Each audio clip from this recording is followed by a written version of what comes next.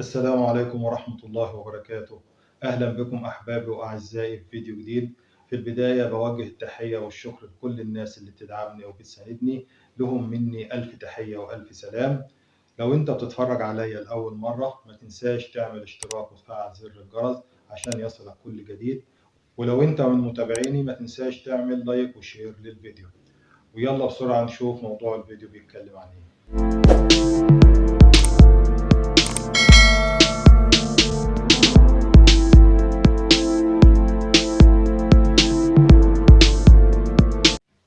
أهلا بكم.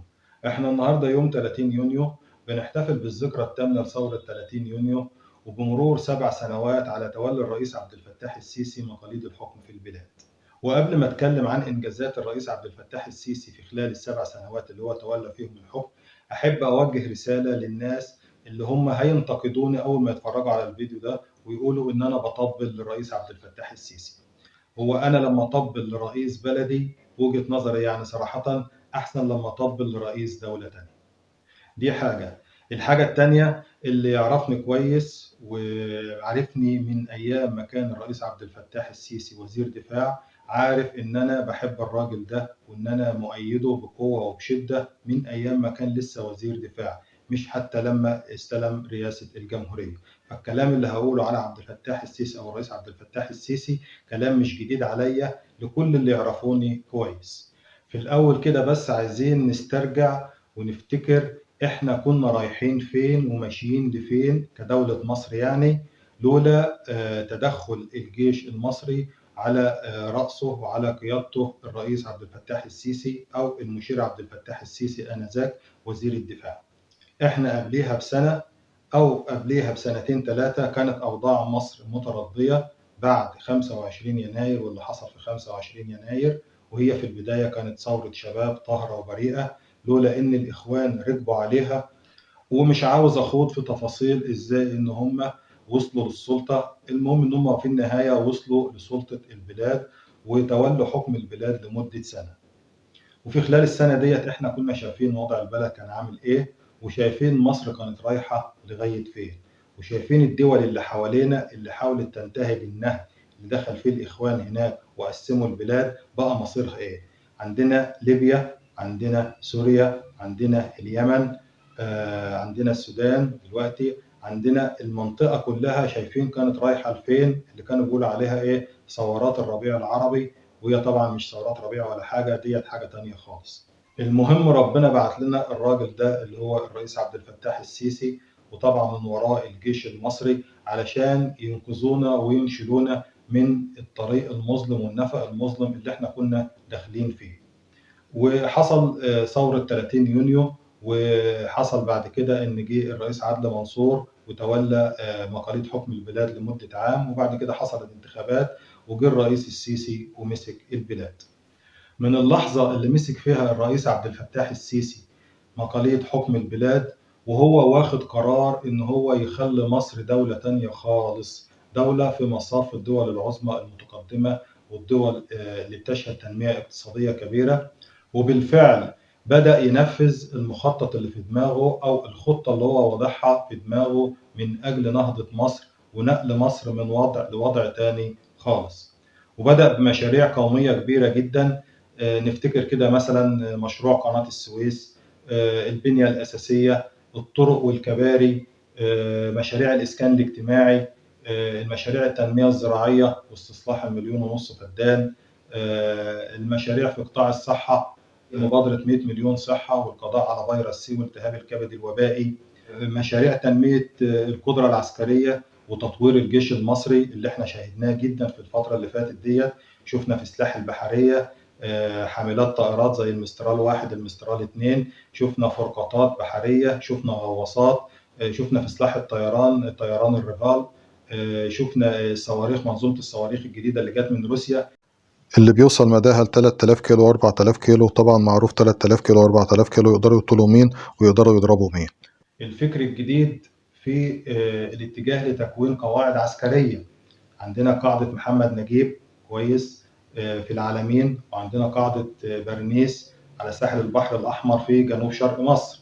الفكر الجديد في تكوين القاعدة العسكرية ده ما كانش موجود في مصر قبل كده. احنا كنا معتمدين على الجيوش فقط، الجيش الأول، الجيش الثاني، المنطقة المركزية. لكن الفكر الجديد في تكوين قواعد عسكرية دي منظومة جديدة للتسليح والتطوير القدرة الدفاعية والقدرة العسكرية بتاعة جيش مصر. فشفنا تنمية في قطاعات كبيرة جدا من قطاعات الدولة لم تشهدها مصر في خلال ال30 سنة أو ال40 سنة اللي فاتوا. ولو كانت مصر في ظل أي رئيس تاني غير الرئيس عبد الفتاح السيسي والإنجازات اللي حصلت في خلال ال7 سنوات اللي فاتوا دولت، ولا 30 سنة جايين أو 40 سنة جايين علشان اللي حصل على الأرض يحصل ونشوفه كده.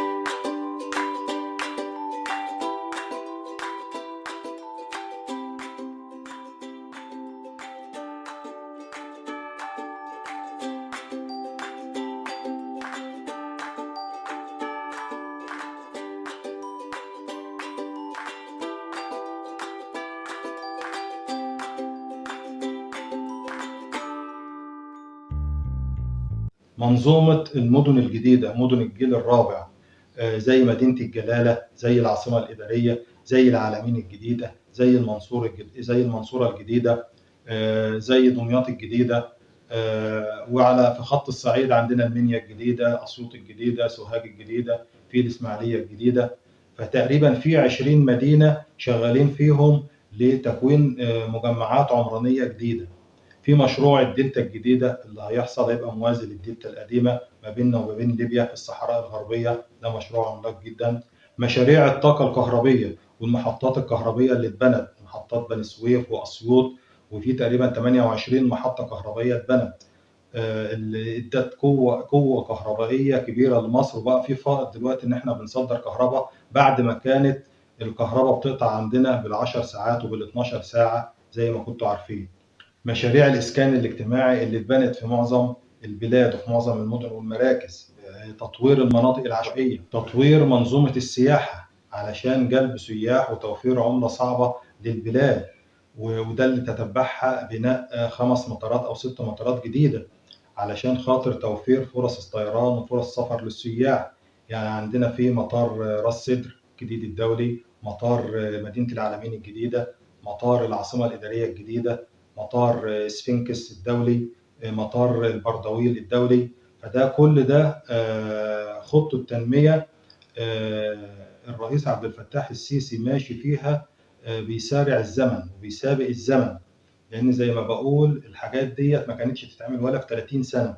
الدكتور مصطفى مدبولي بيقول إن هو من سنة 2009 كان أيام الرئيس الأسبق حسني مبارك جاله توجيه هو وبعض الخبراء في التخطيط العمراني برسم خريطة تنمية للطرق والكباري والمدن الجديدة لمصر، واشتغلوا على المشروع ده وقعدوا تقريبا 3 سنين بظروف 2011 و25 يناير اللي حصل فيها وكده يعني. المهم لما خلصوا المشروع ده ومضوا عليه وسلموه للدولة يعني وللحكومة، هو بيقول هل أنا هقدر أعيش وأشوف حاجة من اللي أنا خططتها ديت؟ ولأن الحاجات دي كان المفروض مخطط لها تخلص، جزء يخلص 2027 وجزء يخلص 2054. لما من أول ما جه تكليف له بوزارة الإسكان في وزارة الدكتور إبراهيم محلب ومسك وزير إسكان، وجه الرئيس عبد الفتاح السيسي قال له تعالى وطلع الخطة دي اللي انت كنت ماضي عليها وعاملها ويلا نشتغل. هو بيقول ان كل اللي كان مخطط له يخلص 2027 خلص تماما، وفي طرق وفي كباري ومحاور منها الطرق اللي اتعملت في سينا كانت مخطط لها تخلص 2054، دي خلصت كمان دلوقتي. فده يعتبر انجاز محدش توصل له قبل كده ان هو يحقق الانجازات دي كلها في الوقت الصغير ده. والرئيس عبد الفتاح السيسي دايما بيقول انا بسابق الزمن، ودايما بيقول انا ما اعرفش غير الشغل ثم الشغل ثم الشغل، ودايما بيقول برضك انتوا هتتعبوا معايا علشان نخلي مصر دولة تانية خالص وفي حتة تانية خالص زي الدول العظمى إن شاء الله. في قطاع الاستزراع السمكي لقينا في مزارع شرق بورسعيد، وفي مزارع بركة غليون في كفر الشيخ. دي حاجة عظيمة جدا، وطبعا الكلام ده كله موجود على النت وتقدروا تشوفوه وتبحثوا عنه وتشوفوه الناس اللي ما شافتش ومش متابعة الإنجازات اللي بتحصل.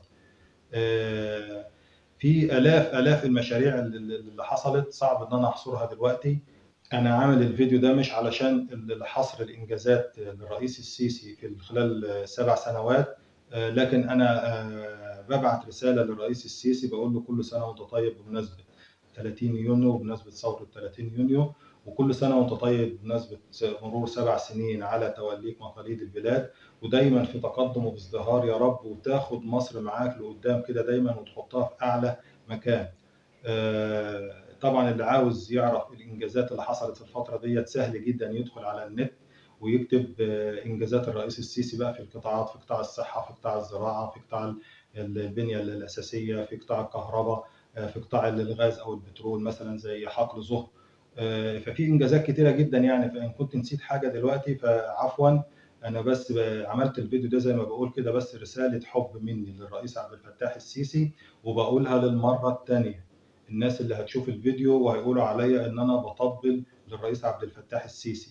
انا من 2013، من ساعة ما الرئيس عبد الفتاح السيسي كان وزير دفاع وانا معجب بالراجل ده وعاجبني تفكيره وبحبه جدا، وزمايلي كلهم واصدقائي يعرفوني من زمان، حتى كانوا مسميني السيسي.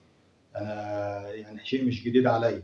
وزي ما بقول تاني برضه، لو اللي هيقول عليا ان بطبل، اما اطبل رئيس بلدي احسن لما اطبل رئيس دولة تانية، وانتوا عارفين كويس انا اقصد ايه. وفي نهاية الفيديو ارجو انه يكون الفيديو عجبكم او اكتسبت مني معلومة جديدة او اضفت ليك شيء. ويا ريت ما تنساش تعمل اشتراك وتفعل زر الجرس عشان يصلك كل جديد، وتعمل لايك وشير الفيديو، واشوفكم ان شاء الله في فيديو قادم. والسلام عليكم ورحمة الله وبركاته.